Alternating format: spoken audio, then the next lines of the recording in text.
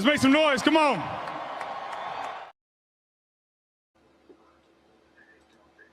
Yes, indeed, Nick Foles. Thank you very much. Let's make some noise. Welcome back, one and all, to the it used to be a 5-day-a-week show. Now it's down to a 2-day-a-week show.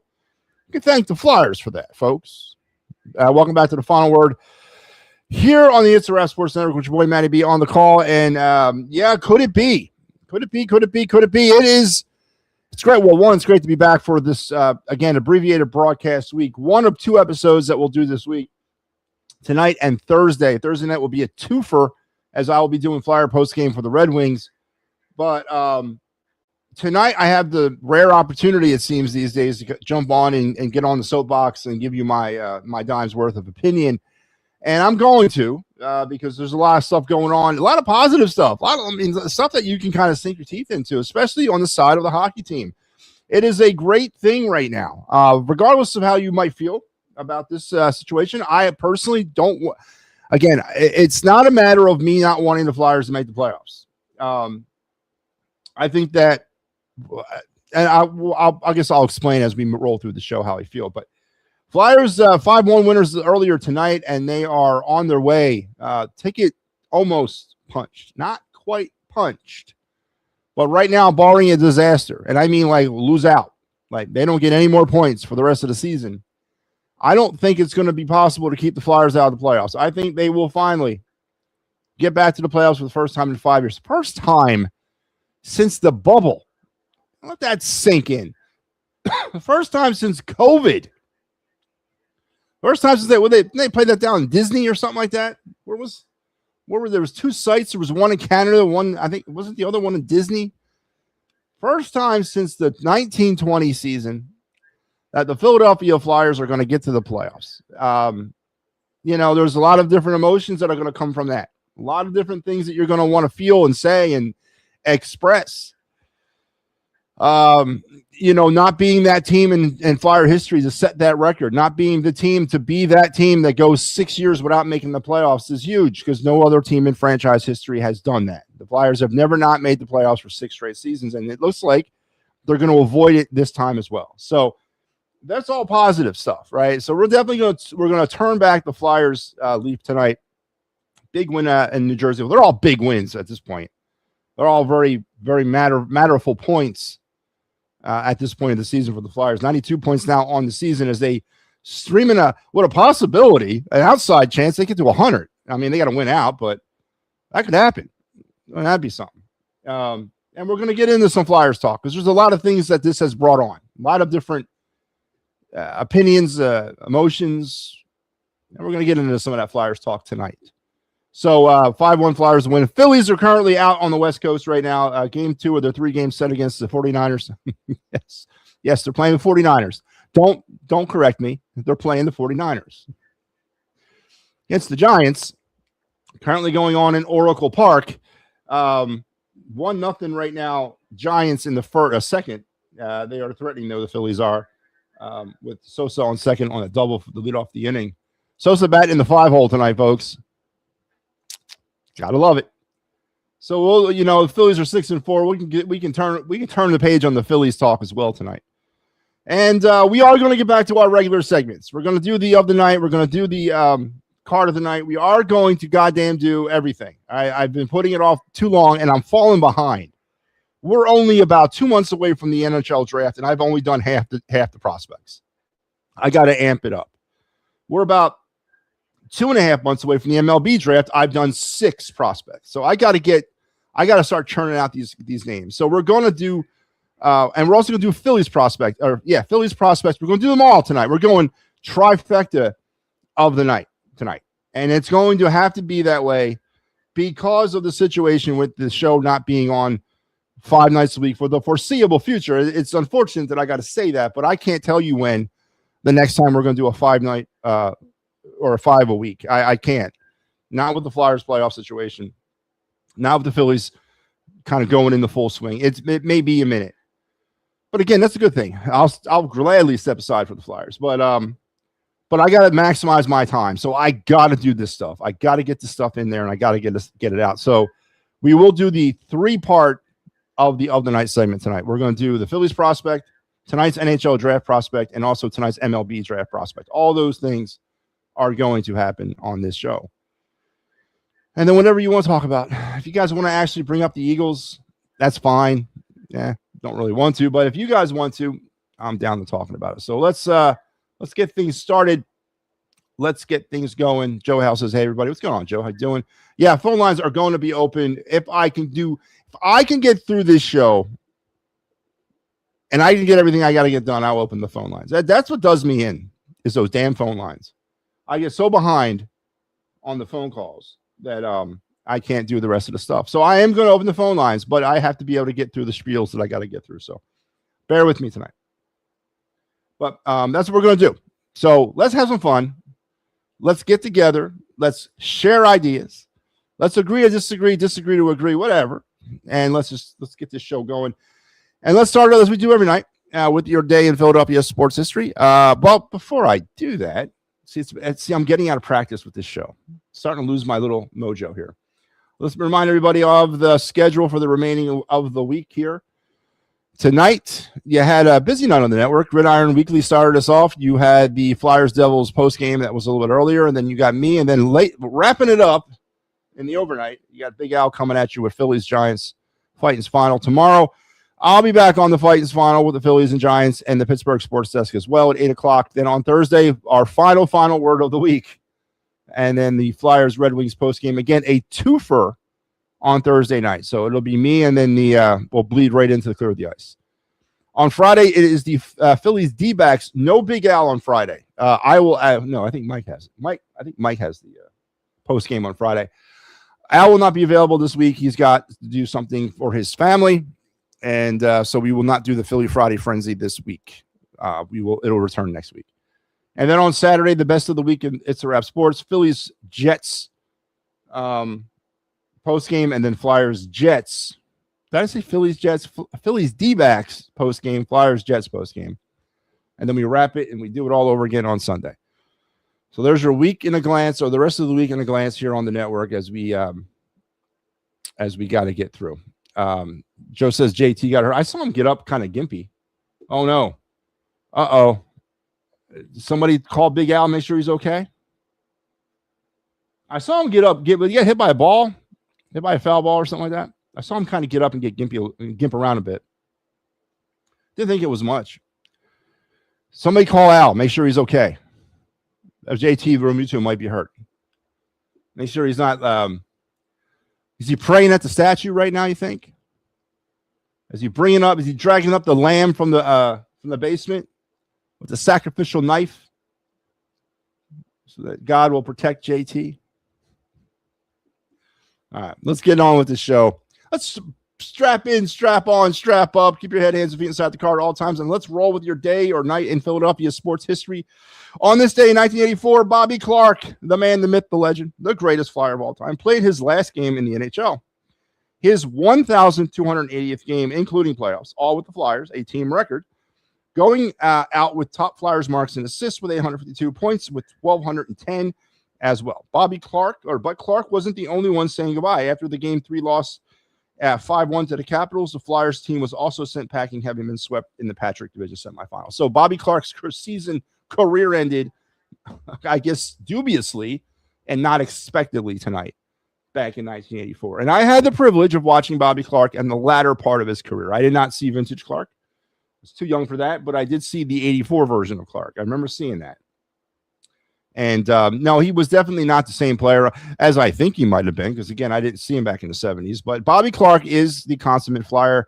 He's an all-time Flyer, and you'll never be able to tell me any otherwise, because that's just not going to happen. Bobby Clark is everything that when you think of the Flyers, or when I think of the Flyers, I think of Bobby Clark, and I think of the toothless smile and all of it.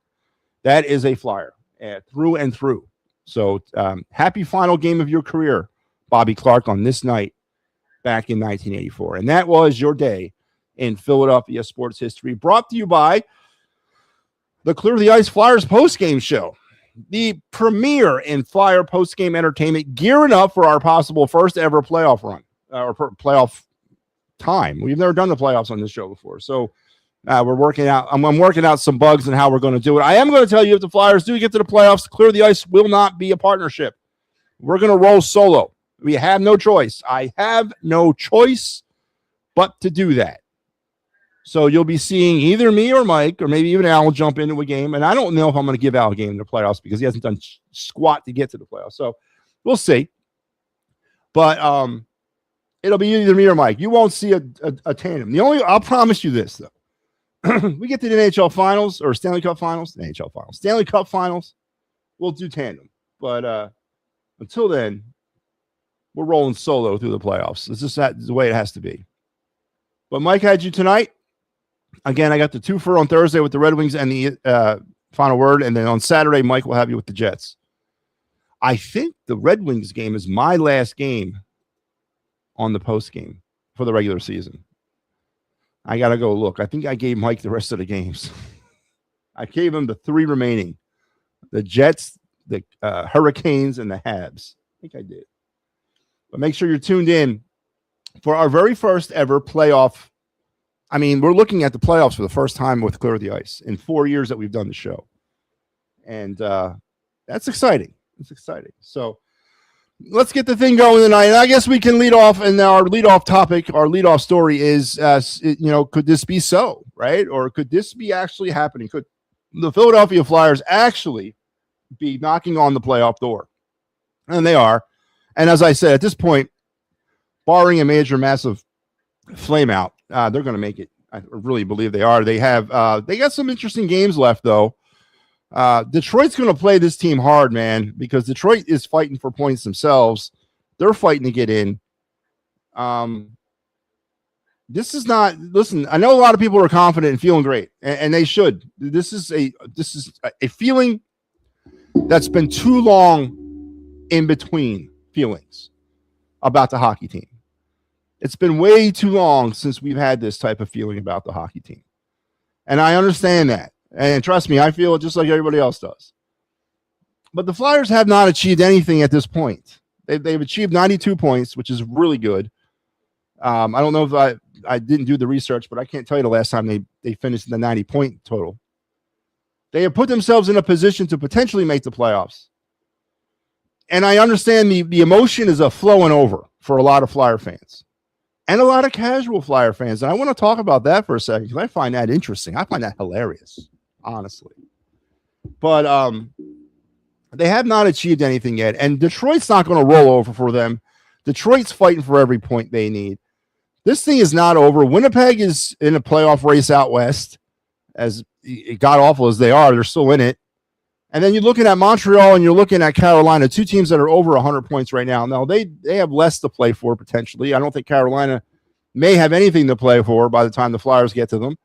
But Montreal might. So, I mean, it's looking positive. It's looking good, but it ain't done. It ain't over. Nothing's been clinched. They still have a ways to go here in order to clinch a spot. I think they got 8 more points on the board left. And I believe, if I ain't mistaken, I did this yesterday. I checked this yesterday. I think their magic number is now 6. 6 points to clinch a playoff spot. And that's obviously a combination of points gained by them and losses by the team that are chasing them in this race. So it's not over yet, man. It is not over yet. But again, it's looking pretty good. Star Wars checks in and says JT Realmuto has left tonight's game after taking a foul tip to the lower half. Prayers and thoughts to JT Realmuto. And I know Al must be now running out to the church. Please be patient with him. I hope they have Wi-Fi in St. wherever he's headed to offer salvation and prayers of thanksgiving for JT Realmuto's speedy recovery. Raphael Marchand is now catching. Who is their emergency catcher? Is it Sosa? Who's the Phillies emergency catcher? Sosa's playing in the game. Well, they can move him in. Interesting. Phillies are flying with 1 catcher. So you know what that means, folks, right? You know what that means. Oh, no. They're revving up the plane on the tarmac of LBI, of Lehigh Bethlehem Easton, or LBE. That's right. They're getting that West Coast charter ready for the red-eye flight for one passenger to head from the Allentown area out to the Bay Area. You know who's coming, right? Uh-oh. You know who's on his way if this injury is sustainable or if it's going to cost some time. That's right. That's right. Garrett Stubbs might be making his appearance as the catcher, the backup option to Marshawn. Oh, no. Al, pray extra hard, man. Pray extra hard for the health of JT Realmuto. Oh, my God. That just struck me like a thunderbolt. I can see it right now. I can see it right now, man. They got one plane sitting off on the tarmac, by itself.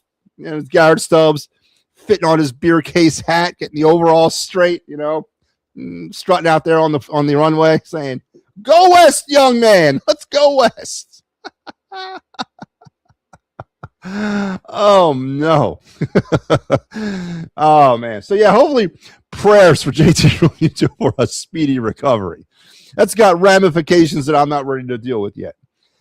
Yes, Michael Papernick, I am going to open up the phone lines. Joe Hale says the Hurricanes clinched tonight. They've clinched, but there's still seeding involved.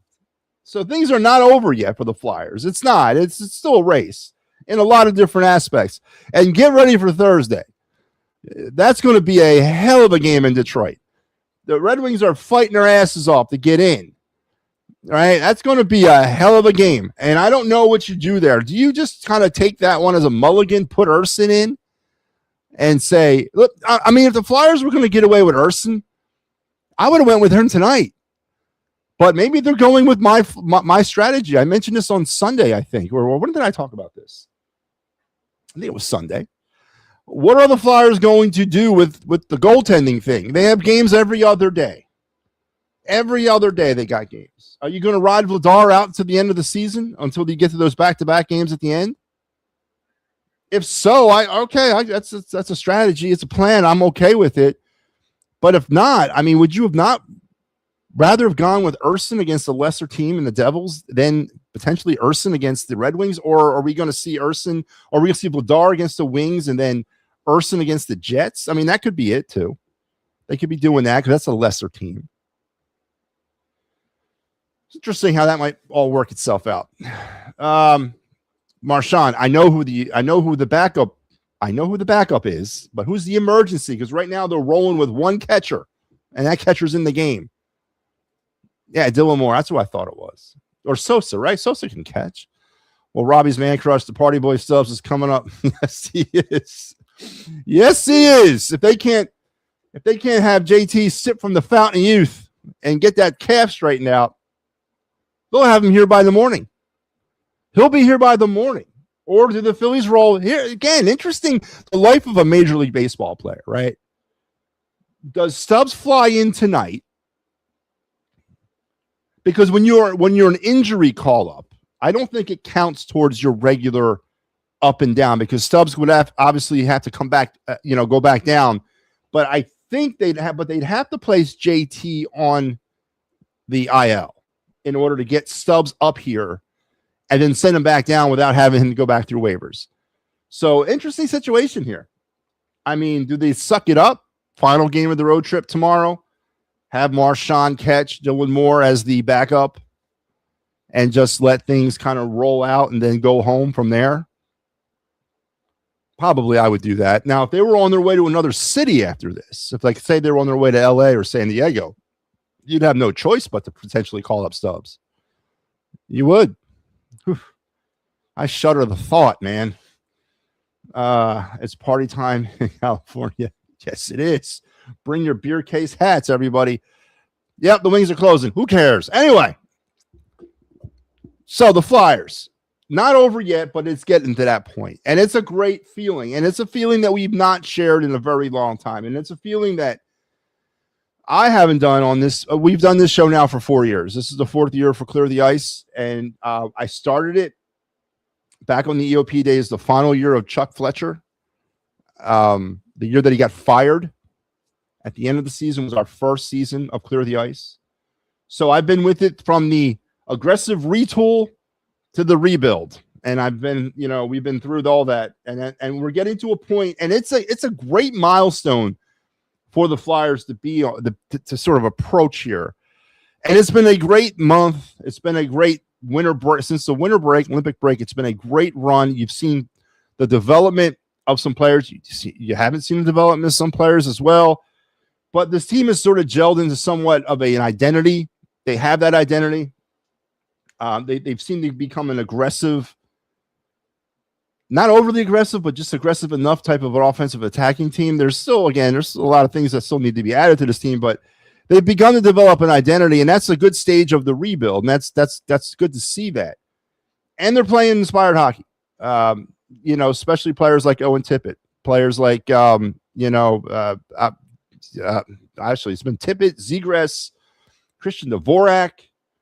I mean, these are the names that have pretty much taken the Flyers this season. Now you're getting contributions in from the return of Tyson Forrester, obviously the addition of Porter Martone, Denver Barkey, Bump. I mean, you're seeing some of the younger players sort of kind of start to kind of work their way in, and it's signaling a very bright future.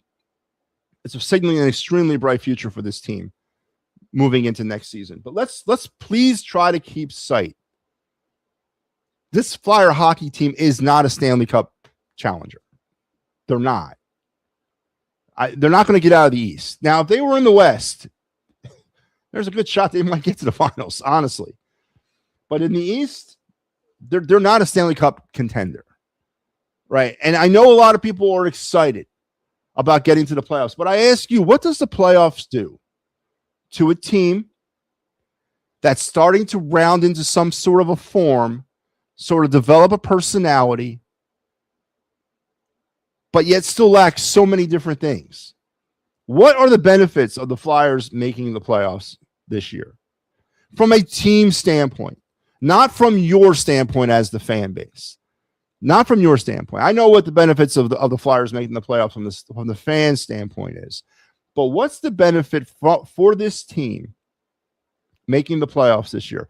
Is making the playoffs going to get us closer to a franchise centerman? Is it going to get us closer to a number one defenseman? Is it going to get us closer to solving the goaltending problem? Because it is still a goaltending problem. Dan Vladar is a short-term answer to our problem. What is the benefit of the Philadelphia Flyers heading into the playoffs this year?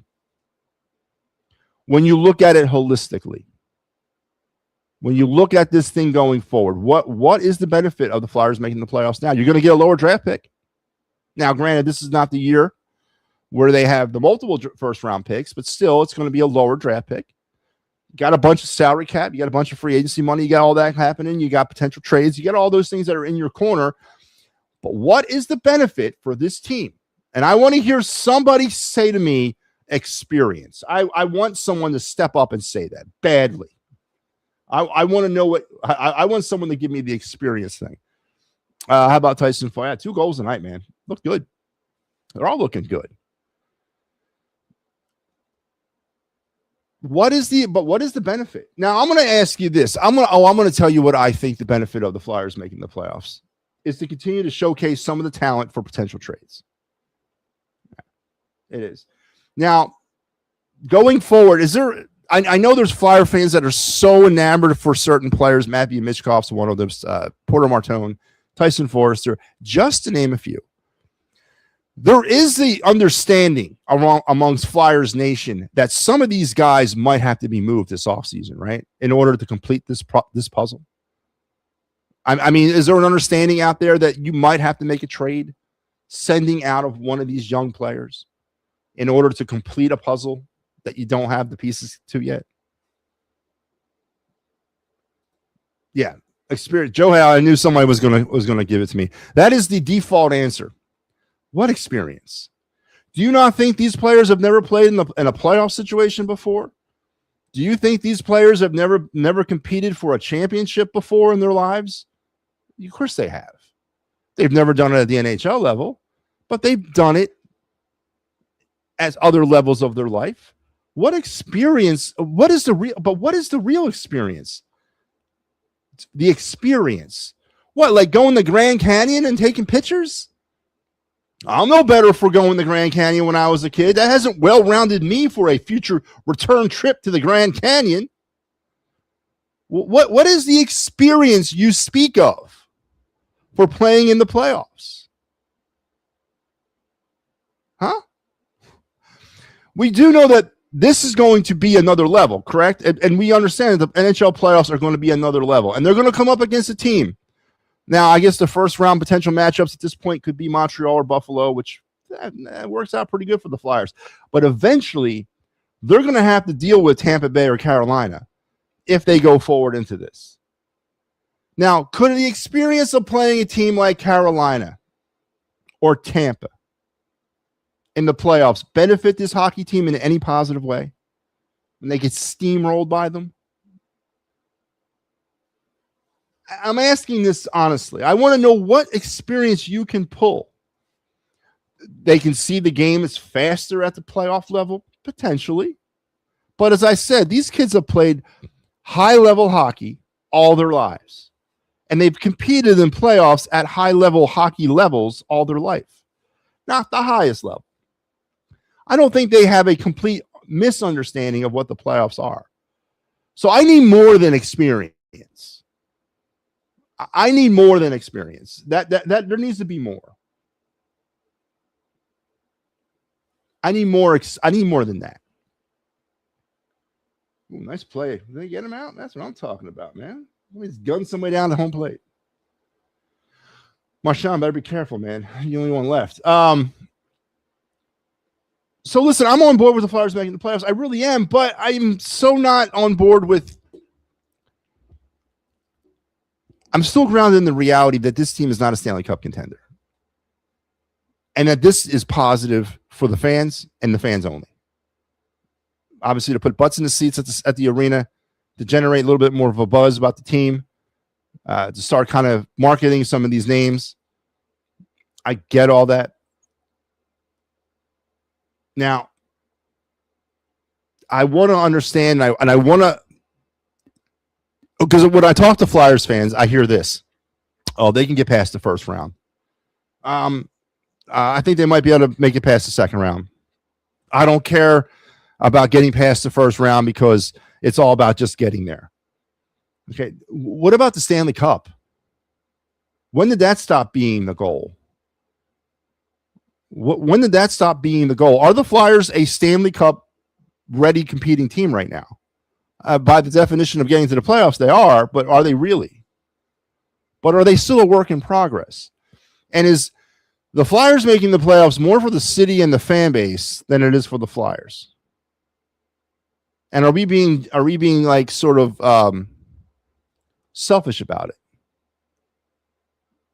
as we continue to build this rebuild? Because what's going to end up happening, and I firmly believe they'll make it. And again, playoff hockey is great. And they may surprise some people. They may be channeling their inner St. Louis Blues and make a run like that and do something special in that aspect. I doubt it, but they might. And I'll be along for the ride like everybody else. But at the end of the day, when the smoke clears, we're not going to be holding a Stanley Cup, I don't think. And then we're going to be faced with potentially lower seeding in the draft and the repercussions of making the playoffs, which are, it's just pretty much the draft.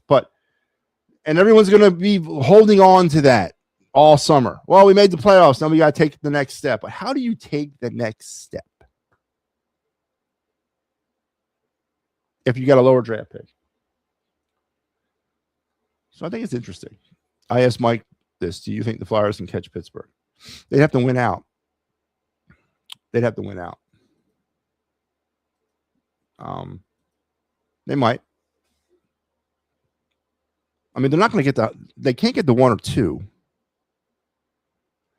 They can't get that. They're way too far behind on that. There's too many points there for them to make up. But, I mean, yeah, I guess they could catch Pittsburgh. Does it matter, though? I mean, really, what are we talking about here? But I'm excited. I'm excited for the Flyers. I'm excited for the fan base. I'm excited for the group of fans that have spent their lives rooting for this team. And I'm excited for being part of that and being, and it doesn't seem 5 years ago was a long time ago, man. I mean, actually, we're coming up on 6 years. And it's too long to be outside the playoffs. It is. And when you get back, I just don't want to lose sight of the goal.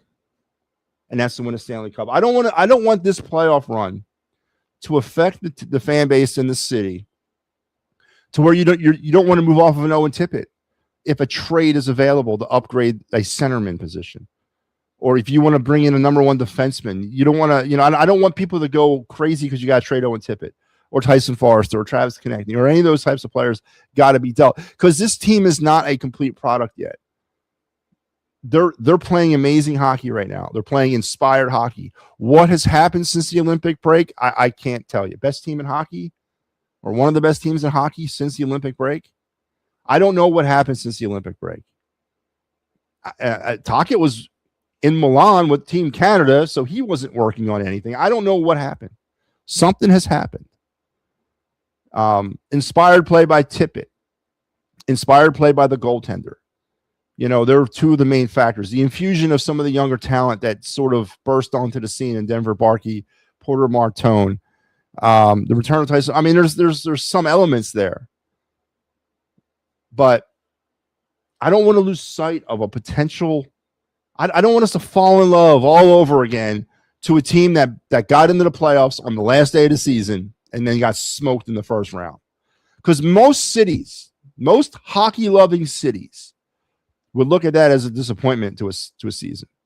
And here we are on the opposite end of that, holding on hope that they're going to get in on the last day of the season or around there, and then don't care if they get smoked in the first round. You see how things have sort of, the pendulum has tipped a little bit way over, and I don't want to be that type of fan. The other part of this situation is the stuff I've been seeing on social media, and I'll open up the phone lines after I get off the soapbox here. The fan base, the Flyers Nation getting a real protective about letting others in. No. You don't want to talk about us. You haven't want to talk about us for 5 years. You can't talk about us now. I love that. That's hilarious to me. I think it's great. And unfortunately, the casual hockey fan, those are two words that don't go together because you really can't be a casual hockey fan. Hockey is the weirdest sport on the face of the earth because of the cultural tribal element that it is. It's always second fiddle in this country. And that's why everyone got so jazzed up by Team USA winning because it's not our sport, right? But it's a second fiddle sport in America. And in this town, it's literally on the bottom end of the four majors. It really is. It's always been there, even back during the Cup days. And it's always had itself a close-knit tribal group of fans that have accepted the way of life. Because hockey, in a lot of ways, is a way of life, man. It's an existence. It's a form of being. People that become the casual hockey fan is sort of an insult to the hockey fan, to the real hockey fan, because again, there's a different language involved in it. There's customs and cultures and stuff involved in it. It's a whole lifestyle, and some fans don't like others coming into that. I get it, man. I get it to a certain extent. And I realize there's some venom coming on about some people, and I've always looked at it like this, who am I to tell you what to root for and what not to root for? Who cares? You do you. If you didn't like the Flyers until they got good, so be it. I don't really care. I mean, it doesn't affect me none. I'm not holding on to the Flyers like they're my property, right? The Flyers are never going to grow in popularity in this town. They could win 20 straight Stanley Cups and they would still remain in that sort of bottom level of the major four.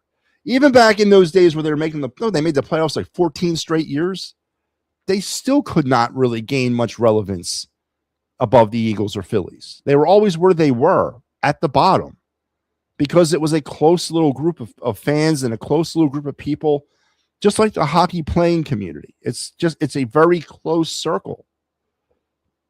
So the casual hockey fan kind of annoys the hockey fan. They do. Because you can't talk hockey. And if you can't talk a sport I'm not saying you can't be part of it and enjoy the ride. Absolutely not. Be part of it and enjoy the ride. But I get where the other side's coming from. I do. I understand. I understand their feelings, but it's actually somewhat funny that we're having this conversation now because they're getting relevant. But I actually think it's hilarious. Absolutely hilarious. But as far as I'm concerned, come on, come on. If you call yourself a hockey fan, so be it. If you call yourself a Flyers fan, so be it. Come on. If you're just joining us now, that's a great time to join us, right? As we sort of have gotten over the hump of this, and now we're hopefully a better days lie ahead. Well, then you got to start somewhere, and let's start here. Absolutely. So come on, come all. Welcome to the food trough. Let's talk some hockey. But anyway, Flyers are making a playoff push, and everyone's excited. And I'm asking the question, what benefit for the Flyers is it to make the playoffs? Not for the Flyer fan. I know what that benefit is. But what benefit for the team? Is there a benefit? So, phone lines are now open. You guys can chime in. You know the drill. The link will pop into your little room, and you guys can hop on, and we can talk whatever you want. Flyers, talk Phillies, talk Sixers. I don't care. I mean, a lot of people can tell me I'm a hockey guy, and I won't deny that. And I've always been a hockey guy. I always will be. But I don't go around telling people you can't be a hockey person because you don't know how to talk hockey. I wasn't born learning how to. I had to learn how to talk hockey, right? I'll never tell a person that you can't root for a team because you don't fully understand it. And the origins of hockey are rough, man. It's a complicated game. A lot of people don't have the patience for it, and I don't blame them. It's a lot of people don't have the patience to learn the game and learn the lingo and learn all the nuances to watching a hockey game. And that's kind of where it starts. And then the whole thing about playing this thing on a frozen sheet of ice, it's foreign to a lot of people, man. It turns people off. I understand that. So, but if you want to come on board in the playoffs time and just, get fired up and all that, then come on, man. Who am I to stop anybody from doing that? But what I think is funny is that you got people that all of a sudden want to talk Flyers hockey, but have adamantly and vehemently in the past said they don't care about talking about Flyers hockey because for whatever reason. Now, that's a different situation.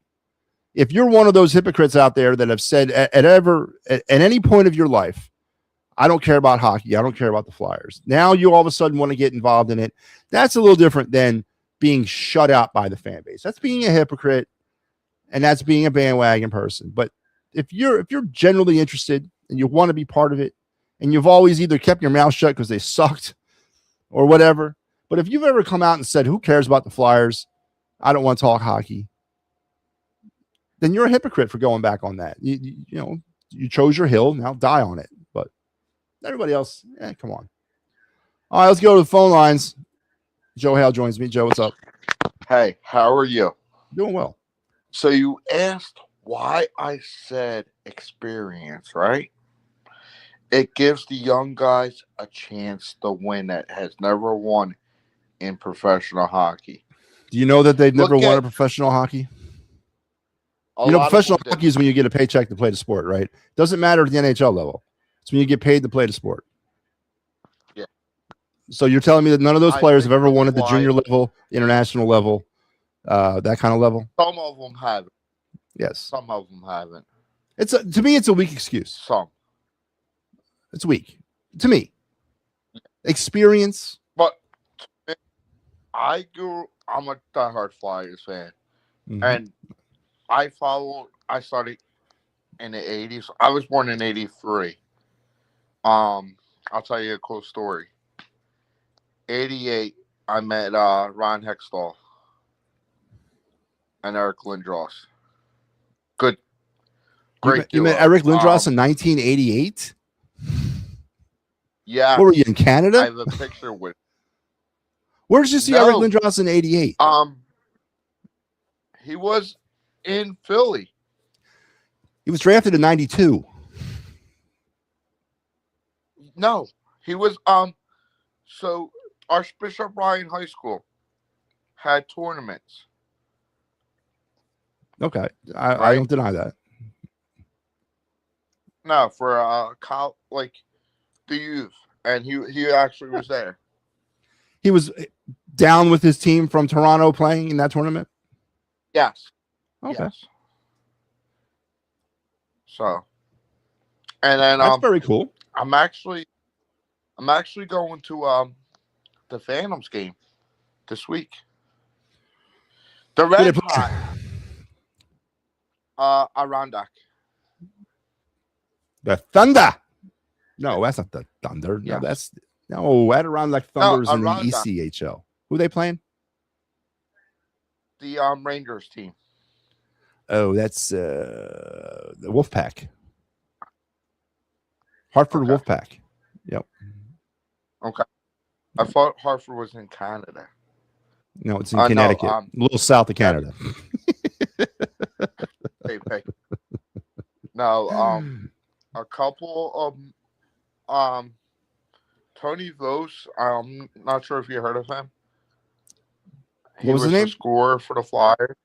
Tony Vos. Mm-hmm. I went to school with him, and Joe, you don't have to show Cole, me your resume, Joe. I believe you're. And again, this whole thing about the fan base not letting the other fan base in, I can see both sides. I'm just saying, there's a certain part of me. What's that?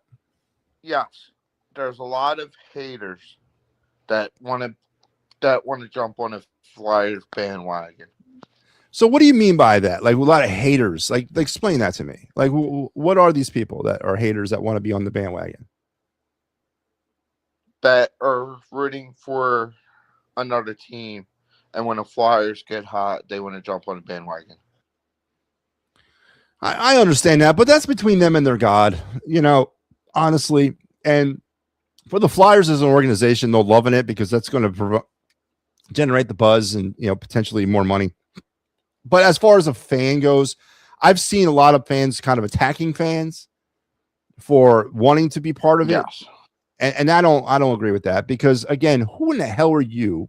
And I don't mean you personally, but who are you to judge somebody and tell somebody not to want to be along for the ride? Maybe there's a fringe hockey fan out there that never quite got into it. Don't forget, there's a whole generation of hockey fan in this town that never really wanted to get into it because of the Flyers sucking so bad. So maybe now they want to start getting into it. And that's fine. And that's okay. But that's okay because maybe you get a few that stay on the bandwagon, and maybe you don't. I don't think it's I disagree because that's how you grow something. That's how you grow a sport. I became a Flyers fan because of the dominance that the team had during my childhood. They were 2-time Cup winners. They were consistently going to the Cup. I think they went to the Cup like 4 times in the first 12 years of my life. So they were a upper echelon hockey team, and that attracted me to them. And then my love of hockey grew from that, and it maintained. Now, friends of mine who grew up with me and had the same impact of got away from hockey at some point, and that's fine too. I mean, but they were still Flyers fans, and they still consider themselves Flyers fans. They don't have to walk around with the lingo, and I understand what the tribal world of hockey is. Trust me, I get it. I know what it's like. I've been in locker rooms. I'm a ref. I understand that. But to lock people out, you're not going to grow something. You got it. This team right now needs an infusion of young fans to come along for the ride because there's a lost generation of Flyers fans out there that have not experienced them because they suck so bad. So you can't close the doors, man. You know what I mean? Yes. So, did you know the Flyers used to practice in Northeast Philly? Mm-hmm. Do you know what Grundy is? Grundy? Practice there. Oh, I know Grundy. I know the friggin' prison barn. Yeah, oh yeah. No goddamn windows in that place. I know Grundy well, man. Oh yeah. I've spent many a day in Grundy, and I know Father Judge plays there. I played there when I was in high school. I know Grundy well. I used to go. This is showing our time. I used to go watch the Flyers practice there. Well, I'm actually. Did you know you can go to Voorhees right now? I mean, when they practice, and they'll sign autographs for like Yeah. All the They practices still are do open. that. It's in. Yeah. At the skate zone of Voorhees. Well, not a lot of them anymore. Well, most of them are. There's certain times of practice that are open and certain times that are not. But at some point, every practice is open. I tried going last week to watch them, and they said practice was closed to the public. Some of them are, but mostly like they're open at times. And then I don't really, unless they got a major break in the action, like. I thought they spent most of their time at the arena. Well, maybe they can't because of the Sixers, but no, they don't. You know what was cool though? When they went on Olympic break, they would stay in Voorhees and teach young.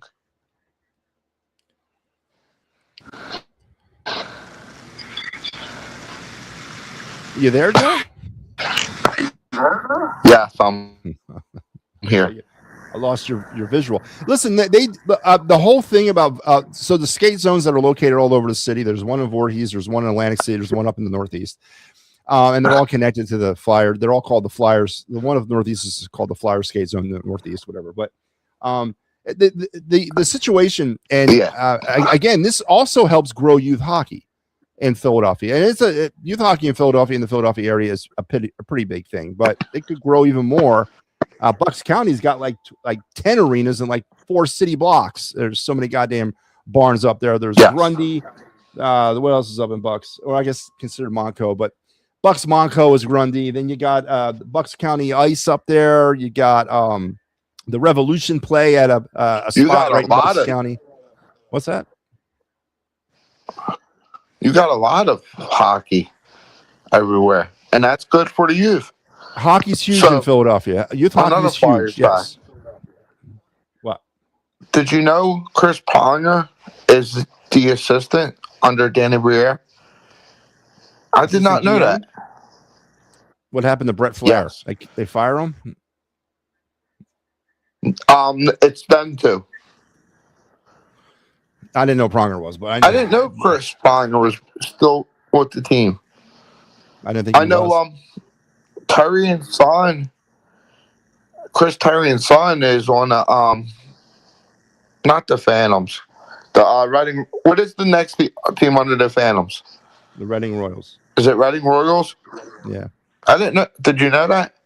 I did not. Terry and Son plays hockey in the ECHL. No, I did not know that. I just found that out.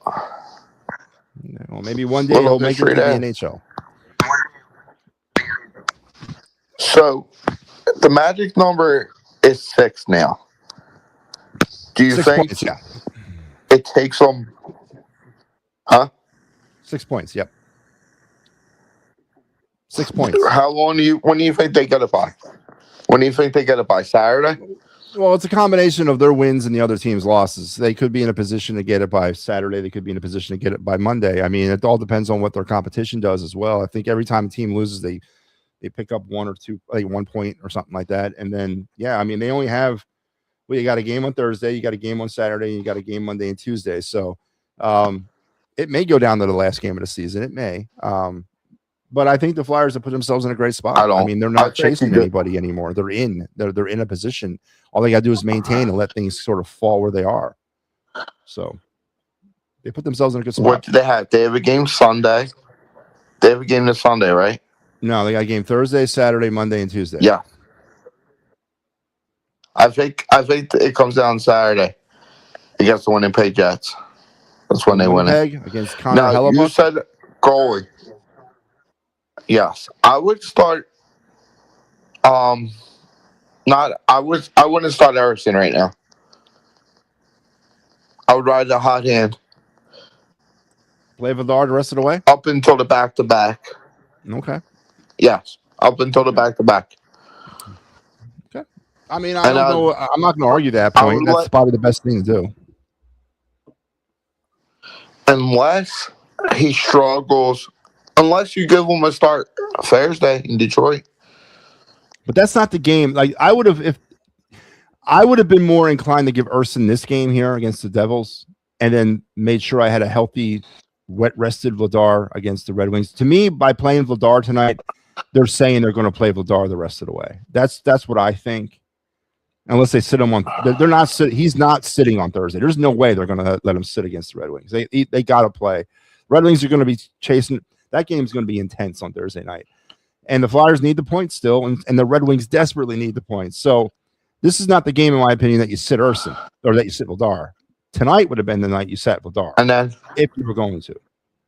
I'll let you go. But Thursday's game is National Hockey Night. It was just announced. TNT and ESPN are carrying it. Simulcast it. It's going to be a big game. It's a big game for both teams. Go Flyers. Oh, Flyers, Joe. All right, man. We'll talk Thursday. Joe Hale. Yeah, youth hockey's huge in Philly. And the only way to keep it growing is to keep opening it up to other fans. Again, there's a whole generation of lost Flyers fans out there that did not come because they stunk. Hockey is a hard sport to get into. It's not for everybody. It's not football. It doesn't carry the clout that the Eagles carry. It doesn't carry the clout that the Phillies doesn't even have the history that the Eagles and Phillies have. It's an expansion sport brought here in 1967.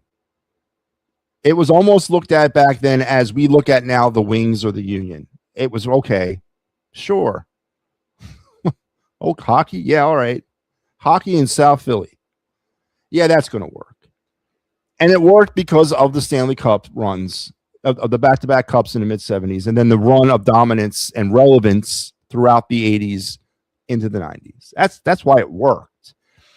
But it caught fire as much as it's going to catch fire in this town. But lately, because the team has stunk, that fire has gone out. And we've lost a lot of fans. We've lost a lot of potential fans. Now, youth hockey, huge in the Philadelphia area. Take it from me. I know that.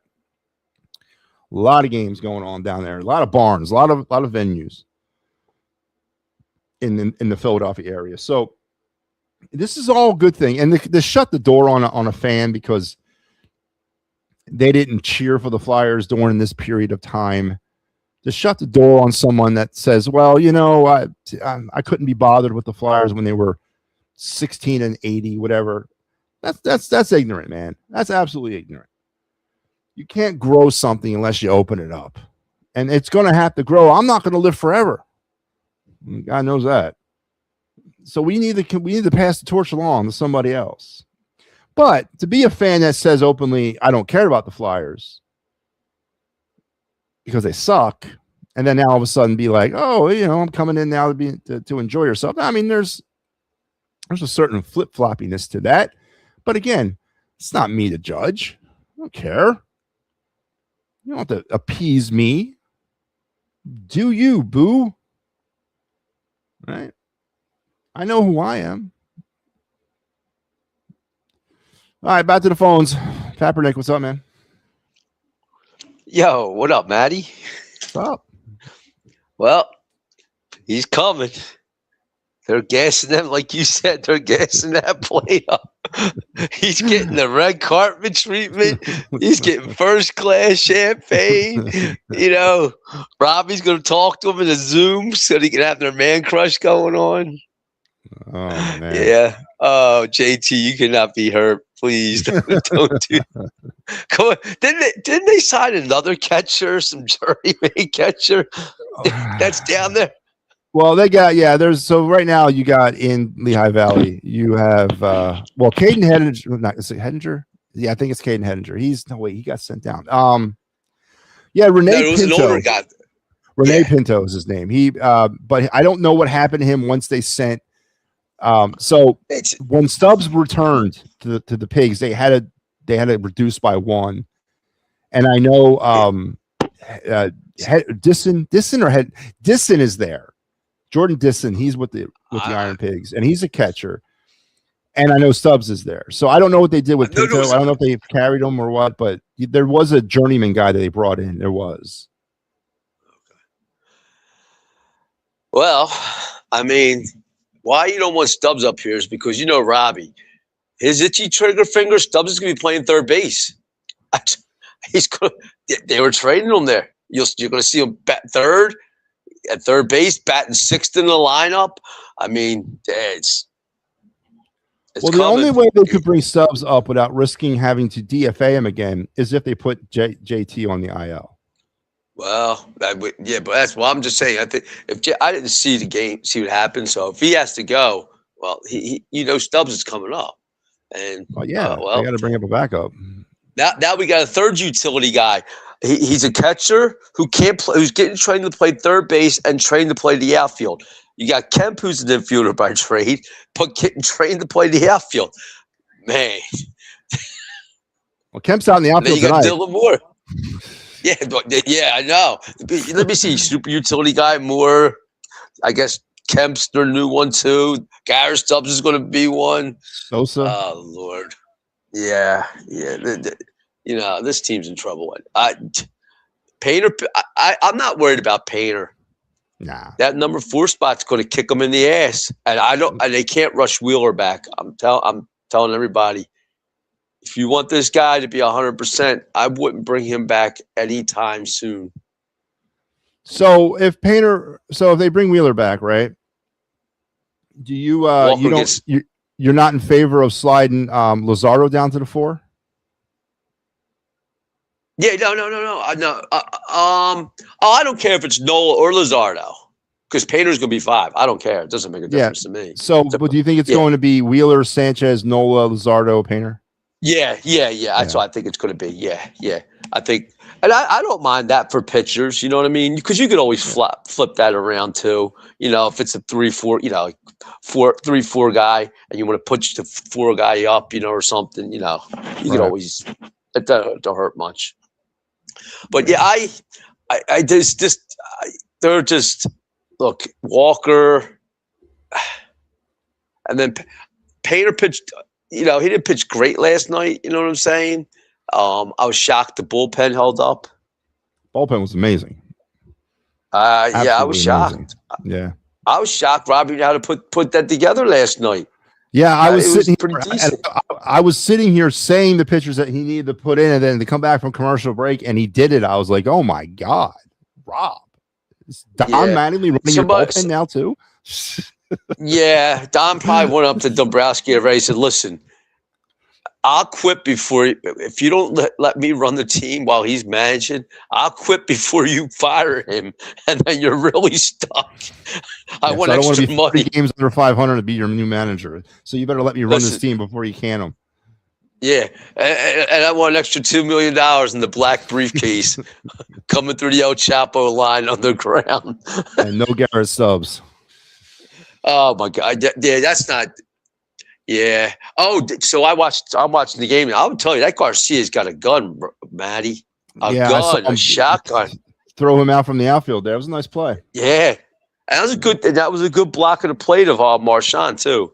Marchand is a capable catcher.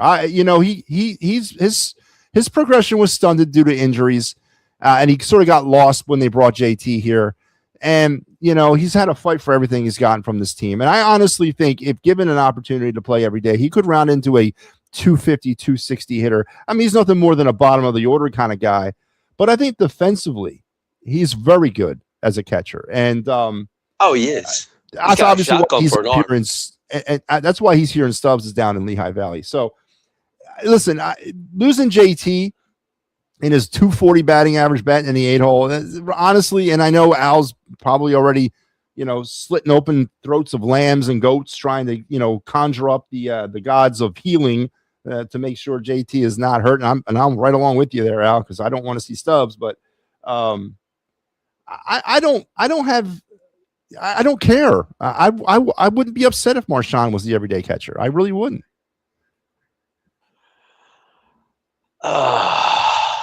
That's a tough one because of I like Marchand. I just think JT brings just the way his presence behind the plate and the way he calls games and the way he handles the pitchers. I think you know what I'm saying. Marchand hasn't had that chance to get that kind of reps with every pitcher, every day So that's Right, why I but think I have to give the nudge to JT. at some point, though, he's going to have to learn because JT's not going to be here forever.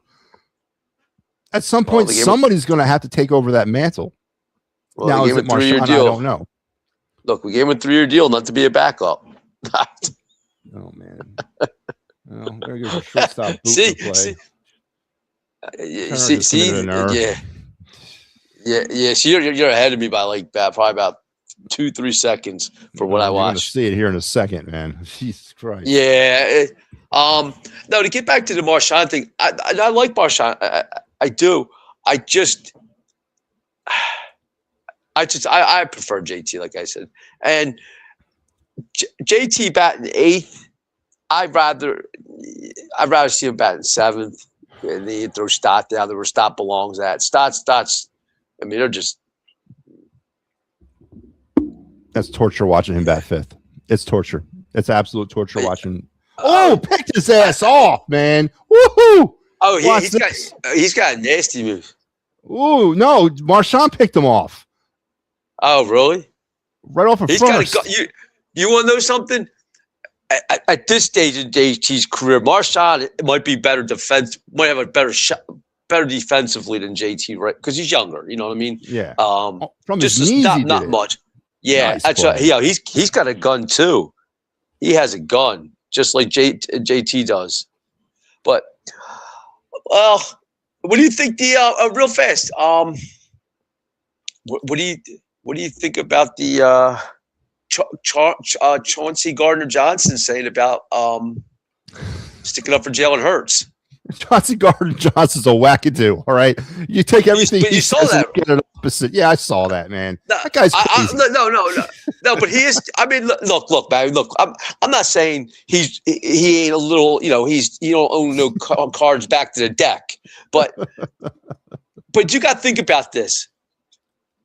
How much continuity can you really have with the offensive coordinator where you have one just about a new one every year, every other offensive year? That might be obstruction on Harper. Okay, that's got to fall into it. No, but see, Kaepernick, you're right. I'm not. But are we playing Pop Warner? Is this high school football? This is the NFL, which stands for not for long. If you can't perform at whatever you have to do. When was the last, first, or middle time you ever heard anybody say, well, Tom Brady's struggling because they can't keep an offensive coordinator on the sidelines? When was the last time you heard Josh Allen? The problem with Josh Allen is lack of coaching. Well, you know what I mean? That's what my point is. There's a lot more Josh Allen, but well, what I'm saying is we go to these excuses for JT. We go to these excuses for Jalen Hurts about an offensive coordinator or lack thereof an offensive coordinator. But then on the other side of Jalen Apostles, I hear, well, Otto friggin' Kemp in left field. God damn it, man. Get him out of left field. I've been saying it. God, man. I've been saying it. What the hell is he doing out there? He's not. Everybody thought he was going to be this. Where's Dante Nuri? Where's one of these guys that don't? Anybody can play left field except Garrett Stubbs. God. That just gave me. Otto Kemp's going to get sent down. Garrett Stubbs is going to take his place. He should be playing in the infield where he belongs. You're going to see Garrett Stubbs in left field. That's what you're going to see over Kemp now. I mean, it's going from worse to worse. That was a routine play he just booted, man. Anyway, but yeah, well, keep him out there, Robbie. There you go. Yeah, keep him out there. Anyway, as far as Jalen Hurts goes, I'm not. The argument is about Jalen Hurts and his ability to be elite versus being a good starting quarterback. Okay. Why can't we just accept the fact that he's a good starting quarterback and end the conversation with that? That's it. That's all I think is. Right, but other people want to take it to a different level and say he's elite. He's not elite, but it's okay not to be elite. He's obviously won a Super Bowl. You don't have to be an elite quarterback to win a Super Bowl. Sam Darnold's not elite. Nick Foles is not elite. And these are all Super Bowl winning quarterbacks. Oh, it's okay. And Trent Dilfer. Trent Dilfer's not elite. It's okay to not be elite. Not every quarterback that wins a Super Bowl is an elite quarterback. They played for some elite teams that had some pieces in place to get them to where they needed to be. You don't have to have an elite quarterback, but yet this town so desperately wants an elite quarterback that we're going to fight each other over the fact that Jalen Hurts is or isn't that person.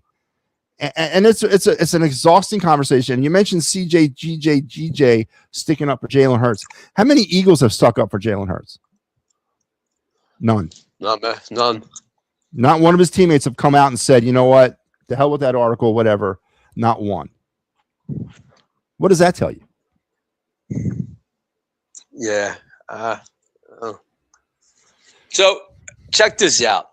To get on to the Phillies. Do you know how old Gary Sheffield was when he played his first Major League Baseball game in the pros? For the Braves? For the Milwaukee Brewers. For the Brewers. Oh, that's right. You saw with the Brewers, yeah. No, I don't know how old, you know how old he was? He was 19 years old when he debuted it. Mm-hmm. Man, Dante Harper Nori. was 19. Harper was 19. How old is Dante Nori? Dante Nori's 20, 21, somewhere there. So you're comparing Dante Nori to Harper and Sheffield coming out? No. I'm comparing that he's ready. He's ready to play. He's ready. Why ain't he ready to play? Obviously, he's not even ready to play in AAA. He's in AA. Well, I think he showed what he could do at the World Baseball Classic. That a lot of these MLB players, and that's what I'm getting at. So you got Brandon Marsh is a good. You telling me Nori couldn't do what Kemp's doing? I hope he couldn't. No, you know what I mean. I'm talking about play. I'm talking about. I know he could play. He could, but he's an upgrade because that's his position. He's an upgrade. You might see Dylan Moore out there. Dylan Moore could play the outfield. Remember that? Well, bet you see Dylan Moore in left field. Well, Dylan Moore's playing second tonight. Stott's not playing. Well, they could always, but they could put Sosa there. They can put Sosa there and don't have to sit Bomb. Well, Bomb's out tonight too. Sosa's playing third, or Moore's third, Sosa's second. They're both playing tonight. Bomb's sitting. Bomb's out. He's not in the lineup tonight. Oh, maybe that's what I mean. So if it was they're just sitting, they wouldn't have to sit them. Yeah, you can put Dylan Moore out there because Kemp's not coming out of this game. Come on. Now we're losing 3-0. This kid pitches his ass off. Even when Sanchez has a bad game, he still pitches his ass off.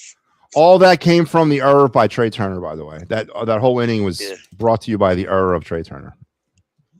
Well, not going to be perfect on everything, And then Otto Kemp playing left field. Yeah, you got Kemp. Well, Crawford. Well, I think was it last night? No, it was tonight. I think he misjudged one tonight. Crawford did too. No, I didn't see that. I think it was or last night. It was the winds are swirling at Candlestick Park today. Or not? Yeah, Oracle, it might have been last night's. I don't know, Papernick. We're 10 games in. We're 6-4. Yeah, because everything is sort of falling. I think it might have been last night's game. I think it was. All right. Did he? Yeah, I think he did. I think it was last night's game. He did. He misjudged one. Yeah, you're right. You're right. He did. Yeah, Braves are in first place. Phillies aren't. Phillies are in third. Yeah, whatever. Talk to me in June. Phillies are in third. Braves are in first. I mean, it's but think about this. The Braves are in first without.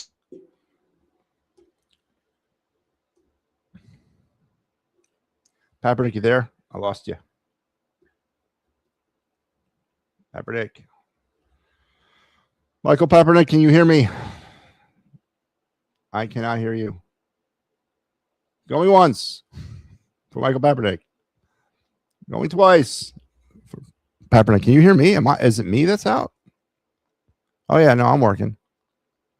Papernick, can you hear me? All right. I'm going to move you backstage. Lost Michael Papernick's audio. His video's not there, but he's still there. I just lost his audio. 3-0 right now. Phillies losing, going, I think, into the 6th inning. A bad 5th inning. Highlighted by an Otto Kemp misplay of a routine fly ball to left field. Trey Turner error and a Rafael Marchand pickoff at first base.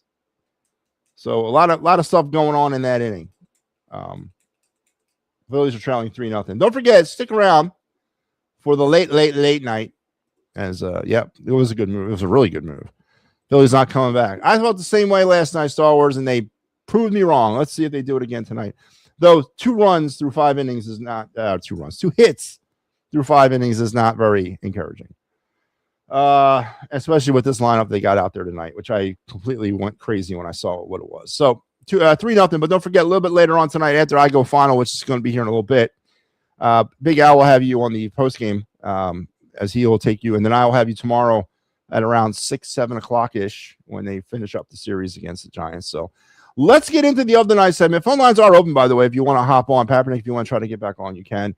But let's go to the of the night segment because I got to get through these.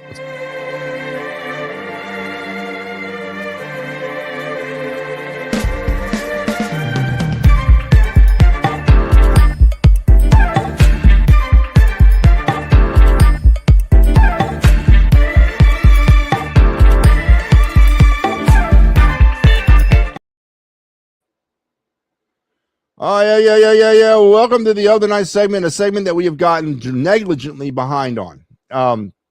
I like to say this show, we appeal to a lot of different tastes and a lot of different people. We profile things on this program, and we do it of the night segment, as you can see by what we profile of the little intro there.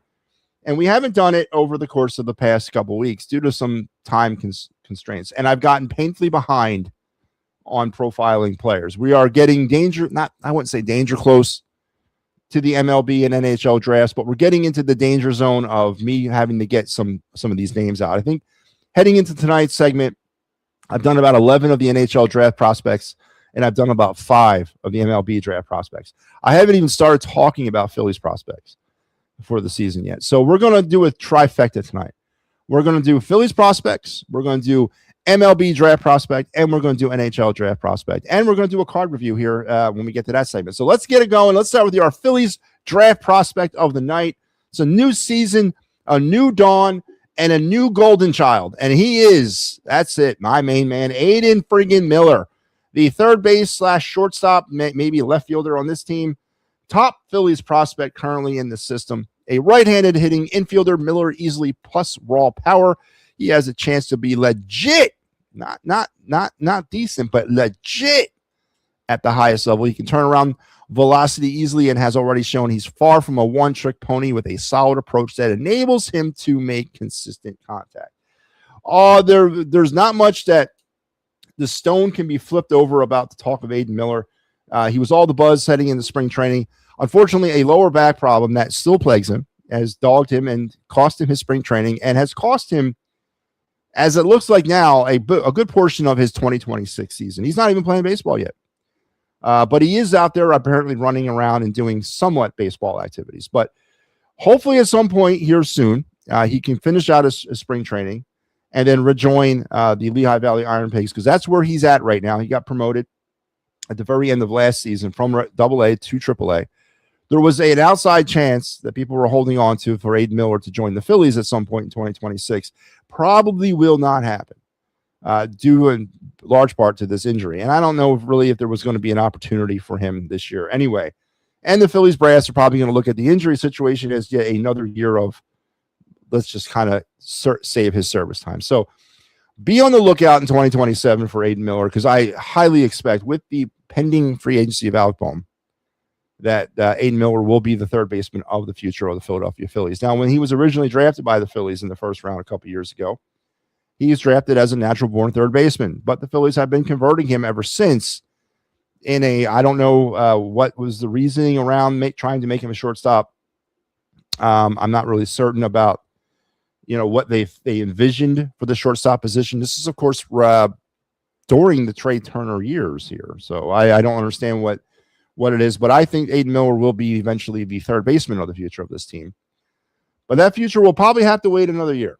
And I think it was going to wait another year anyway. I didn't really see a pathway for Aiden Miller to get to this baseball team in 2026. But with Bohm's pending free agency, things are going to look a lot differently next year. And Aiden Miller should be a part of what the Phillies are going to do as they continue to infuse youth. And he'll be the next Justin Crawford story and Andrew Painter story next year. So there you have it. Our first Phillies prospect breakdown of the season. And we're going to start at the top with the number one prospect in our organization, Aiden, my back is hurting me, Miller. And that is your first Phillies prospect of the year. So let's keep going.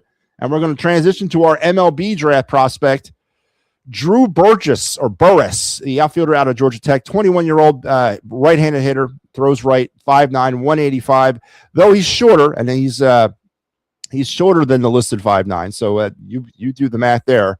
And lacks projection. Burris has solid or better tools across the board. He has a compact and quick right-handed swing, plenty of strength, disciplined approach at the plate, and plus power that plays all fields. He hasn't played much with wood bats, but the bigger concern is that his stance has become very open and has led to struggles in the second stint with USA Collegiate National Team last summer. A project potentially. The one thing that I look at players like this, obviously, when you look at his physical profile, 5'9" for an outfielder is not, I don't think, going to work in the major league level. I really don't. I could be wrong, but he's playing on a power conference team in Division I college baseball, and he plays every day. So there's something there to him, right? But there's such a disparaging leap from NCAA to MLB. Now, is he worth an opportunity for someone to take? Absolutely. Is he worth a first-round pick on someone to take? That's a different question. I think there's players that are in this first round of this draft that we'll talk about and that we've already kind of talked about as we move through this that project out a little bit more of a, I don't want to use the word sure thing, but a little bit more of a solid thing than Burris does at this point in his career. Is he worth a shot in the second or third round? Yeah, absolutely. And if he's available there, but he's projected in the first round. So somebody sees something in him. It could be the speed. It does, as I mentioned, the solid or better tools across the board. So where he lacks in sort of his batting approach, which is something that I'm sure major league programs can fix or attempt to fix or think they can fix, he does have the other tools already in his toolbox, and that goes a long way for a potential major league baseball player. So Drew Burris, who I think is actually touted not only in the top, obviously first round, but I think he's like a top 10 pick in someone's board, on other people's boards. His physical profile scares me a bit, and he's a project. So, you're going to take him and stash him away in your minor leagues for about 5 years. So maybe he works out those other problems with his stance, and he begins to get more rounded as a hitter. But Drew Burris, our draft prospect, or MLB draft prospect of the night, the 5'9" outfielder from Georgia Tech. Let's now finish up with our trifecta, and we're going to head to the NHL draft. And tonight we're going to talk about Beckham Edwards, the center from the Sabrina Sting of the OHL, a 6'1", 181-pound centerman. Edward is a structured two-way center who blends pace, poise, and intelligent reads. He's zippy. First time I've ever read the word zippy in a player profile breakdown. On the forecheck, darting side to side in pressure to pressure defenders and force turnovers, and crashes the net off puck with speed to create second chance looks. So in other words, you can sum this up at the NHL level as he is your third line centerman and your second unit penalty kill center of the future. A good player to have stashed on your team, a good player to have to round out your team. Beckham does project back end of first round. Guess who's going to be picking in the back end of the first round? Guess who's going to be looking to still kind of add to the center situation of this hockey team? It's going to be your Philadelphia Flyers. If Beckham Edwards is there at 24, 25, or wherever the Flyers may project out now to be drafting, I would be 100% on board with taking a 6'1", 181-pound, 17, 18-year-old who has forecheck, pace, and side-to-side pressure to force turnovers. This team is lousy when it comes to doing that. They're lousy in the neutral zone. They've struggled with the neutral zone transition. Beckham Edwards could be a player that could fix that. And again, when you read this profile, to me, it projects solely out as a third-line centerman or a second-team penalty killer. And that's okay by me. We need those guys, and I need centermen like crazy. And Beckham Edwards might be the guy I'm looking for because you're not finding your franchise center where the Flyers are picking this year in the first round, not the way it's projecting out. Again, these are the penalties for making the playoffs when you're still a team that's rebuilding. But at the back end of the first round, Beckham Edwards. Remember that name, folks. Beckham Edwards could be a good fit for the Flyers at the back end of the first round. And there you go. We did it. Hallelujah. The trifecta is complete.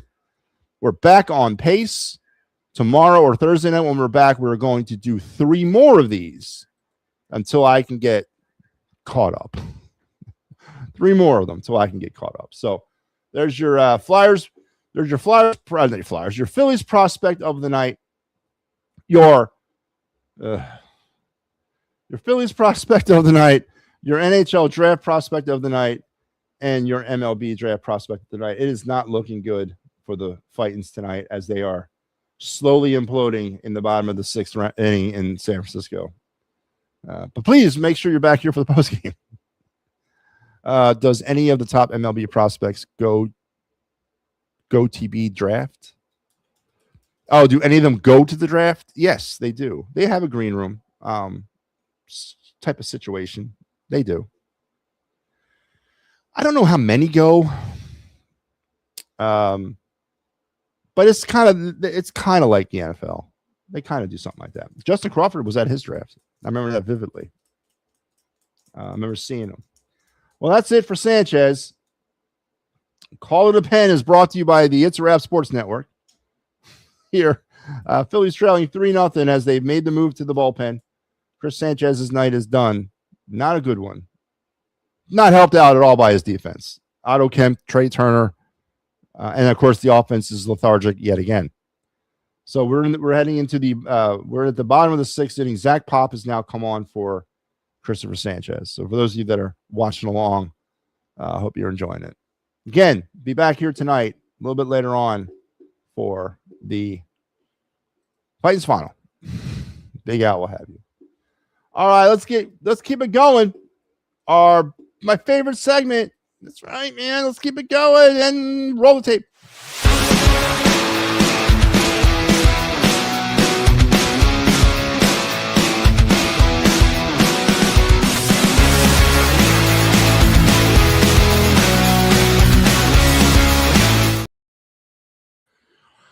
Yes, sir, indeed. It is the card review segment, and I'm happy to be doing this tonight because I can finally put this card away. This card's been sitting on my desk for about a week and a half.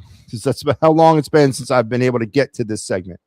But tonight, come hell or high water, I was doing all 3 of these segments. I was doing them all, and we got through them. So let's get through this card review. We're 2025 Topps Update Series, not Chrome. I want to be very, very clear with that. Topps Update Series 2025. Again, in the Mount Rushmore of Topps series releases, the update series comes out right there at the kind of mid-end of the season, like September timeframe, right after Chrome comes out. So you got Topps Chrome, then you have the Topps Update series, and then the End series. Or if you want to be specific about it, you'd have Chrome, Topps Update, Topps Holiday cards, and then the Topps Chrome Update is the final one. So this is a back end of a year. This is when it gets kind of into that, I like to say the money time of card collecting. These are the sets that could bring you the money, right? Chrome, Update Series, Chrome. They're all the ones that bring you the money. And I pulled a decent one. Matter of fact, this card was pulled just recently because right now the remnants of 2025 are sitting on shelves at your local Target, your local Walmart, your local card stores, and they're begging to give them away as they're trying to clear their inventory for 2026. So I was able to pick this card up not too long ago, and it's a rookie debut card. It's one of those special ones. Now it's not a parallel, it's not an insert, but it is I guess it is an insert. It's a rookie card and a rookie debut card, and it's a gold border card and a serial numbered card. So this is a good one. If you're going base cards, this is the kind of card you want to pull to try to set you up for some financial gain. And it's a damn good player. And here it is. Tonight's card of the night or card review is James Wood and his 2025 Topps Update Series rookie debut and rookie card. How do I know it's all those? Because look at the front of the card. Top right-hand corner, you got the Topps rookie shield. That tells you it's a rookie card. Down there on the bottom, it has his rookie debut date of July 1st, 2024. That tells you that it's his rookie debut card. And it's a serial numbered card because on the back of the card, which I don't have the ability to show you, you got the serial number stamped on the back. This card is 896 out of 2025. So out of 2025 of these cards made in last year, this is 896. So it's a serial numbered card and a pretty valuable card for a 2025 base card with some bells and whistles attached to it. Currently on the more of the reputable sites that I use, you're looking at about a $10 value of this card as ungraded. You're looking at about a $12, $13 value as a PSA 8, a $23 value as a PSA 9, a $45 value as a 9.5, and about a $70 value as a PSA 10. Not too shabby for a 2025 base card with a gold border, the rookie card, and the rookie debut serial numbered for James Wood, who has yet to kind of kick it into overdrive. When he does, this card could go through the roof, or it could fizzle out because James Wood is taking forever to kick it into overdrive. But he's had a great first half last year, did not have a good second half. But definitely part of the young core of players that the Washington Nationals are hitching their wagon to. Now, again, these are what makes you smile in the card collecting world. And today I actually picked up some 2026 Winter Olympics Topps Chrome cards highlighting all the Team USA athletes. Pretty cool. And I'm going to try to get as many of those as I can. And obviously looking for the big one. There's a 1-of-1 Jack Hughes auto in that set somewhere. And I think that's the Mount Rushmore card from that set you're looking for if you're looking to collect the Winter Olympics Team USA cards. So be on the lookout for those. But they're out there, and I picked up a box of it today. But anyway, James Wood, cool card, a lot of bells and whistles attached to it. Cool value card at this point of his career, and a nice card to have in your collection. Keep an eye on James Wood and his ceiling and his fall off, because you might want to have to move this card sooner than later, or you just might want to sit on it and do your best with it. So there you have it, James Wood's card for the night. And we've gotten through all of them, man. Joe Hale wants to know, why does Zach Pop remain on the roster? I don't know. I'm telling you, I think they sat in the clubhouse the other night and said, all right, Kyle Backus, you stand here. Zach Pop, you stand there. Whoever throws this dart closer to the bullseye is staying on the team. That's honestly what I thought. That's probably how they would have done it. And Star Wars echoes the sentiment of, oh no, Zach Pop. All right, folks, listen, thank you once again for being part of our show tonight. Flyer-centric talk tonight. What are the benefits of the Flyers making the playoffs? Is this more of a selfish fans thing? Then is it more for the fans, or is it more for the team? What exactly can they pull from this experience that's going to make them a Stanley Cup contender quicker than later? Joe Hale said his experience. I countered with, they might not have the NHL playoff experience, but tell me that they haven't played at high level playoff championship like situations before in their lives. I understand it, but I'm asking, is the weight of making the playoffs lesser or counter to the weight of getting a higher draft pick, continuing down the road of the rebuild the correct way, and trying to be a better team overall? Then we also dug a little bit into the Flyer fan hate of not letting certain fans into the circle now because you weren't here with us for 5 years. Why would we want you back? And I say that's a bunch of ignorant ass, you know what? You're not going to be able to grow a sport unless you open it up to all people. And you can't honestly fault somebody, in my opinion, for not wanting to be attached to what the Flyers were doing for a very long period of time. Now, it's different if you've come out and said, I don't care about the Flyers, I don't want to talk about them, they stink. That's a little bit of a different situation. But if you've never generally